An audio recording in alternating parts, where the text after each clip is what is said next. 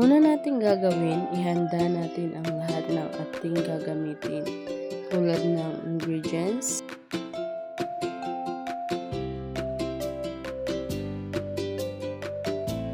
pag ready ng lahat, pwede na natin umpisahan ang magluto.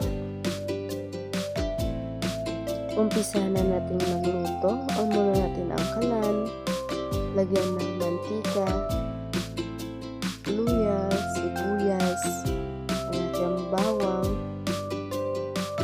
Pwede na natin ilagay ang chicken.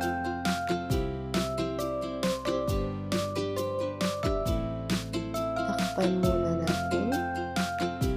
Ngayon, lagyan naman natin ng mga pampalasa.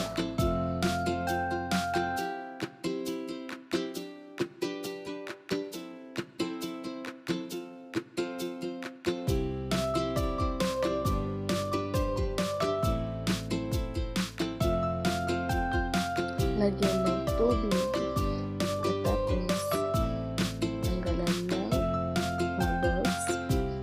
Lagyan natin ng papaya. Hintayin natin kumulo.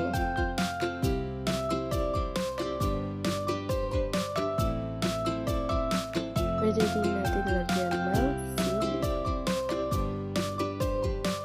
Lagyan natin ng malunggay.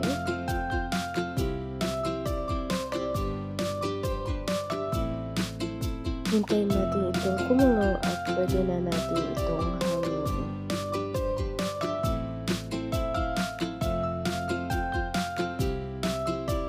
And that's all. Thank you.